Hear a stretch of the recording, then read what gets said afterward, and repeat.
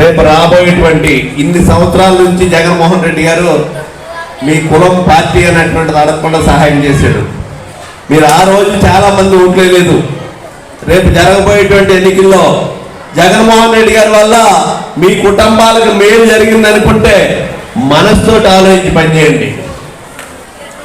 మాటల పైకి ఏదైనా చెప్పొచ్చు, ఆత్మ పరిశీలన చేసుకుని మనుషులు మోసం చేయొచ్చేమో తప్పితే మీ మనసును మోసం చేయలేరు. మీరు మీ గుండెల మీద చేసుకుని మీకు జగన్మోహన్ రెడ్డి గారు వాళ్ళ మేలు జరిగిందంటే మాత్రమే ఫ్యాన్ గుర్తు ఓటేసి ఆయన గెలిపించాలనేటువంటిది, మానవత్వం చాటుకోవాలనేటువంటిది మీకు అందరికీ విజ్ఞప్తి చేస్తూ, ఈ గ్రామ పంచాయతీ నుంచి గ్రామ సర్పంచ్ గారు, ఎంపీటీసీలు, ఈ గ్రామంలో ఉండేటువంటి నాయకులందరూ కూడా నిరంతరం గ్రామ అభివృద్ధి కోసం, ప్రజల సంక్షేమం కోసం, ప్రజల కోసం పనిచేస్తున్నటువంటి వ్యక్తి. ఈ గ్రామంలో కొన్ని చోట్ల కొన్ని ఏరియాల్లో ఇల్లు కట్టుకుంటే లేఅవుట్ ఎప్పుడో ఉన్నటువంటి లేఅవుట్లకి జోగేశ్వరరావు గారికి అనేక సార్లు తిరిగితే పర్మిషన్లు ఇప్పించలేకపోయాడు.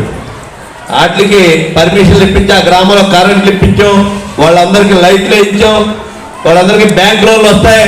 ఇటువంటి పనులు మీ వల్ల చేత కానటువంటి మీ యొక్క అసమర్థత్వాలు చేయలేకపోయారు. నేను సమర్థుడు కాబట్టి మా నాయకుడు సమర్థవంతమైన నాయకత్వం. మరి జగన్మోహన్ రెడ్డి గారు అనేటువంటి ధైర్యంతో ఈ పనులన్నీ చేస్తున్నాం అనేటువంటిది మనం చేస్తూ, తప్పకుండా ఒక మనిషి 5 సంవత్సరాలు మీకోసం పనిచేస్తాను.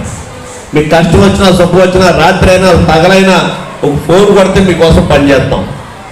అలాంటిది మీరు ఆ పనిచేసినటువంటి దానికి కృతజ్ఞతగా మీ రుణం తీర్చుకునేటువంటి సమయం రేపు ఎన్నికల్లో వస్తుంది.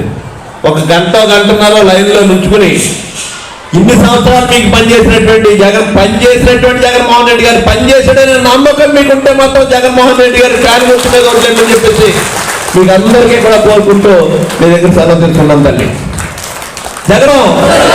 జగన్మోహన్ రెడ్డి